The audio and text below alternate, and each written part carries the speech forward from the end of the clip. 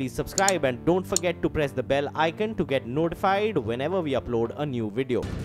लाल किले के रखरखाव की जिम्मेदारी निजी कंपनी को सौंपे जाने पर विपक्षी दलों ने तीखी प्रतिक्रिया दी है। सरकार से हुए समझौते के तहत द डालमिया भारत ग्रुप धरोहर का रखरखाव करेगा और उसके चारों ओर के आधारभूत ढांचों का निर्माण करेगा। उसने इसके लिए 5 साल में 25 करोड़ रुपए खर्च करने का वादा किया है। इस फैसले का कांग्रेस, सीपीएम और तृणमूल कांग्रेस जैसी विपक्षी दलों ने तीखा विरोध किया है और उन्होंने भारत की आजादी के प्रतीक को कॉर्पोरेट के हाथों में सौंपने का आरोप लगाकर सरकार पर हमला किया।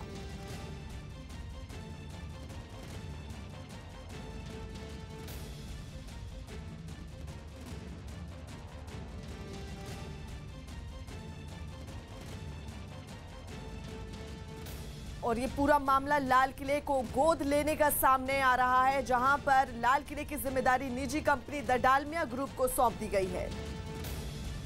बताइए, ये सब कुछ निजीकरण कर रहे हैं। अब हमारे जो संघर्ष के, हमारी आज़ादी के संघर्ष के जो प्रतीक है, ये केवल सीमेंट और ईंट का सवाल नहीं है, ये हमारे प्रतीक है, हमारे संघर्ष का प्रतीक।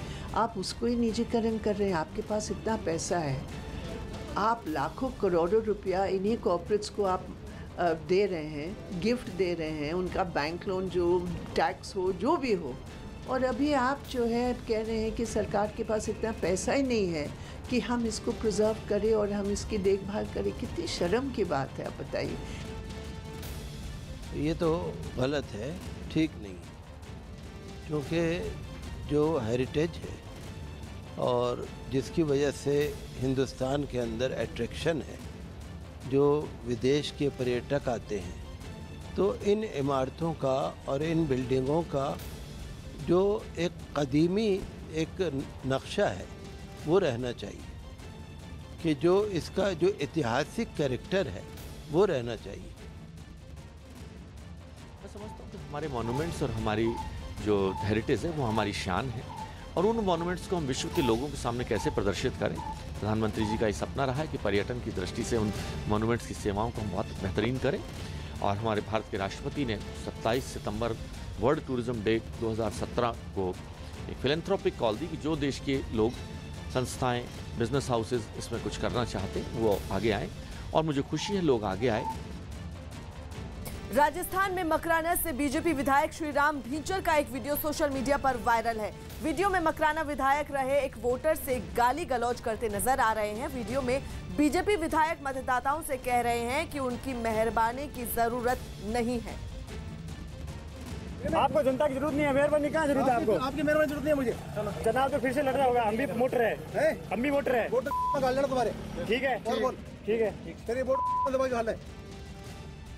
राजस्थान के गृह मंत्री गुलाब चंद कटारिया ने कुछ महिलाओं को अपने वोट कुएं में डालने की बात कही। दरअसल समस्या निस्तांतरण के बाद की है। महिलाएं कटारिया के सामने जोर जोर से चिल्ला रही थी। ऐसे में कटारिया ने महिलाओं को चुप रहने की नसीहत देते हुए अपने वोट उन्हें नहीं देकर कुएं में डालने की बात कह डाली।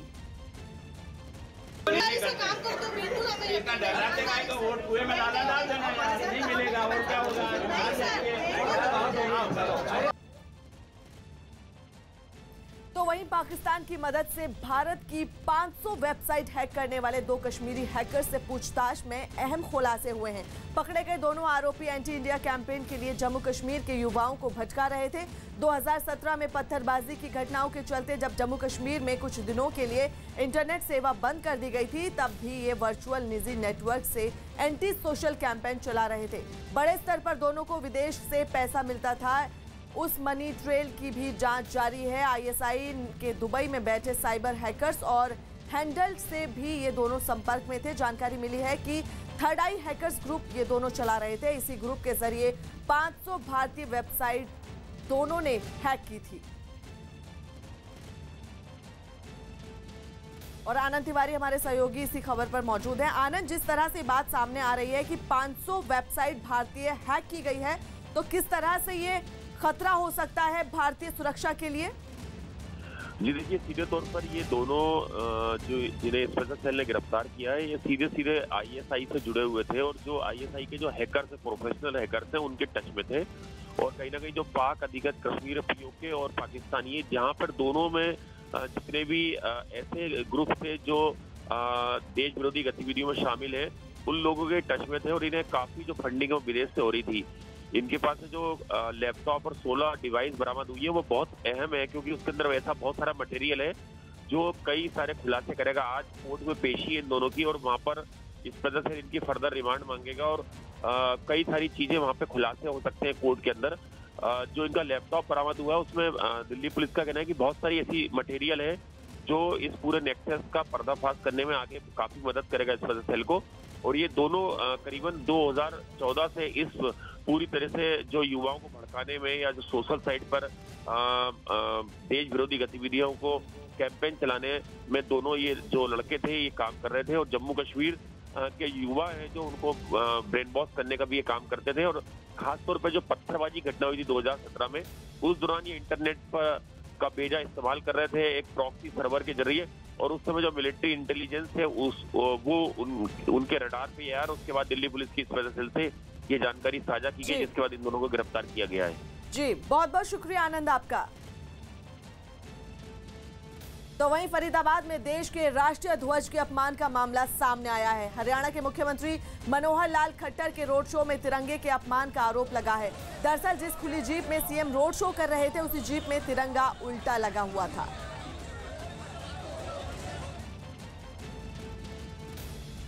राष्ट्रपति रामनाथ कोविंद के मुताबिक जिस तेजी से लड़कियां शिक्षा के क्षेत्र में आगे बढ़ रही हैं, उससे आने वाले समय में लड़कों को आरक्षण मांगना पड़ेगा। मध्य प्रदेश के सागर में डॉक्टर हरि सिंह गौर केंद्रीय विश्वविद्यालय के दीक्षांत समारोह में राष्ट्रपति ने कहा कि महिलाओं की तरक्की से कुछ लोग मजाक में कहते हैं कि महिला आरक्षण बेमानी हो जाएगा और एक दिन शायद लड़कियां नहीं लड़के आरक्षण मांगेंगे। आरक्षण की बात की जा रही है वो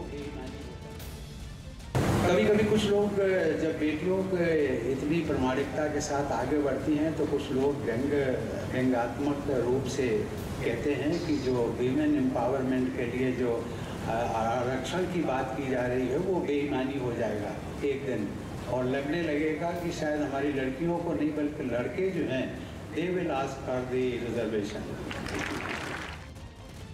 तो वहीं बाबरी मस्जिद विवाद के पक्षकार इकबाल अंसारी के मुताबिक हर मुसलमान चाहता है कि अयोध्या में हो राम मंदिर का निर्माण, लेकिन मस्जिद की जगह छोड़कर ही ऐसा होना चाहिए। इकबाल अंसारी ने कहा कि पिछले 70 सालों से मंदिर मस्जिद विवाद पर देश भर में राजनीति हो रही है और अब राजनीति खत्म होनी चाहिए।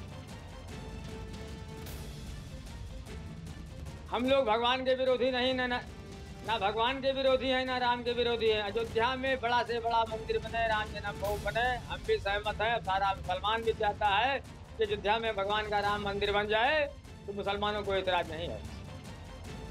यूपी के कैबिनेट मंत्री ओम प्रकाश राजभर ने अपने सरकारी आवास पर विरोध पर कहा कि गनीमत है केवल पत्थर और टमाटर ही फेंके गए और बम नहीं फोड़े गए। राजभर के मुताबिक कुछ ऐसे लोग हैं जिनका शराब का ही धंधा चलता है।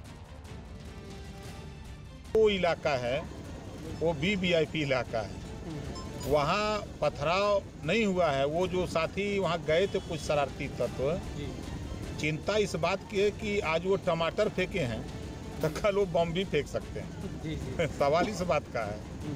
तो ऐसे जो वहाँ सुरक्षा कर्मी लगे हुए हैं, अगर वो उपद्रवी दिखे तो उनके खिलाफ तुरंत एक्शन लेना चाहिए, उनको रोकना चाहिए। अभी तो अखबार में कुछ और पढ़ा दी कि शराब कुछ लोग पीते हैं। देखो हमें कहां से कुछ सीखने को मिल रहा है। हम तो यही अभी तक समझते रहे कि जो लोग चाहें वही लोग शराब पीते हैं। कोई जाति थोड़ी शराब पीती है, लोग पीते हैं। दिल्ली के शालीमार बाग इलाके में हेलमेट पहने 3 लड़के हाथों में बंदूक लेकर एक गहने के शोरूम में घुसे दिखाई दिए। तीनों बदमाश ने वहां बंदूक दिखाकर लूटपाट की और दुकान के काउंटर पर रखे जेवरात लेकर फरार हो गए। ये पूरी वारदात वहां लगे सीसीटीवी कैमरे में कैद हो गई, जिसमें साफ देखा गया कि सिर पर हेलमेट पहने एक लड़का हाथ में बंदूक लेकर शोरूम में घुसा और वहां मौजूद दुकान के कर्मचारियों को बंदूक दिखाकर धमकाने लगा। इसके बाद हेलमेट पहने उसके 2 साथी भी हाथों में बंदूक लेकर दुकान के अंदर घुस गए और पूरे स्टाफ को एक कमरे में बंद कर दिया। और इस दौरान उन्हीं में से एक बदमाश दुकान के काउंटर पर रखे गहनों को एक एक करके उठाने लगा। इस बीच शोरूम के दूसरे कमरे में बैठे मालिक ने लुटेरों को सीसीटीवी में देखा और तुरंत पुलिस को फोन लगाया, लेकिन इसकी भनक तीनों लुटेरों को भी पड़ गई और वो भी वहां से भागने लगे, जिन्हें पकड़ने के लिए शोरूम का स्टाफ भी उनके पीछे भागा। लेकिन तीनों बदमाश उन्हें बंदूक दिखाकर वहां से फरार हो गए। हमारे एक काउंटर से जितना भी गोल्ड का सामान था चेनें लेके गए हैं और एक सेट लेके गए। कितने आदमी थे? सर 3 लोग थे वो। शोरूम के मालिक का दावा है कि लुटेरे 5 चेन और एक सोने का हार लूट ले गए, जिनकी कीमत करीब उन्होंने 3.5 लाख रुपए बताई। सामान 5 चेनें और एक सेट। कितने का सामान होगा लगभग? कितना? अप्रॉक्सीमेट 105 से 110 ग्राम के बीच वेट था और 3-3.5 लाख रुपए। दिन दहाड़े हुई इस लूट की वारदात के बाद दुकान के मालिक ने पुलिस को खबर की, जिसके बाद वहां पहुंचे पुलिस वालों ने बदमाशों को जल्द पकड़ने का भरोसा दिया। उत्तर प्रदेश के बरेली में कुछ लोग एक लड़के को पीटते हुए दिखाई दिए। वहां दो गुट में शराब पीने पर बवाल हो गया, जिसके बाद एक गुट ने दूसरे गुट के एक लड़के पर हमला बोल दिया। इस दौरान मौके पर मौजूद एक लड़के ने मोबाइल से मारपीट का वीडियो रिकॉर्ड कर लिया। वीडियो में साफ दिखा कि पहले दोनों गुट में बहस हुई, उसके बाद फायरिंग की आवाज भी सुनाई दी और फिर देखते ही देखते कुछ लोग एक लड़के को जमीन पर पटक कर लात घूंसों से मारने लगे। इस दौरान कुछ लोगों ने बीच बचाव की कोशिश भी की, लेकिन कोई बात नहीं बनी, जिसके बाद वहां मौजूद लोगों में से किसी ने पुलिस को खबर कर दी। यह आपसन रंजिश का मामला था और इससे पहले कि ये मामला कुछ और आगे बढ़ता, हम लोगों ने पहुंचकर वहां पूरी कार्रवाई की। पुलिस ने इस मामले में एक आरोपी को गिरफ्तार कर लिया और फुटेज के आधार पर बाकी आरोपियों की तलाश में जुट गई। सवाल ये है कि यूपी में सरेआम कानून को चुनौती देने वाले बदमाशों पर कब नकेल कसी जाएगी। पुलिस को चाहिए कि गुंडागर्दी करने वालों पर कड़ी कार्रवाई की जाए ताकि लोगों में दहशत पैदा ना हो। तो उधर उत्तर प्रदेश के आगरा में कुछ लोग किन्नरों को पीटते हुए दिखाई दिए। लोगों का आरोप है कि बीच बाजार में कुछ किन्नर कपड़े उतार कर पैसे मांगने लगे, जिसके बाद आगरा के ताजगंज के लोगों ने उन्हें दौड़ा कर पीटा। इस दौरान वहां मौजूद एक लड़के ने अपने मोबाइल में वीडियो रिकॉर्ड कर लिया, जिसमें 3 किन्नर लोगों से पैसे मांगते दिखे, जबकि एक किन्नर अपने कपड़े उतारकर तमाशा करता दिखा। इसके बाद लोगों ने विरोध करना शुरू कर दिया। आरोप है कि किन्नरों की टोली आए दिन बाजार में घुसकर लोगों को परेशान करती है। सवाल ये है कि क्या किन्नरों का इस तरह पैसा मांगना जायज है? हालांकि लोगों को भी चाहिए कि कानून को हाथ में ना लें और इसकी शिकायत पुलिस से करें।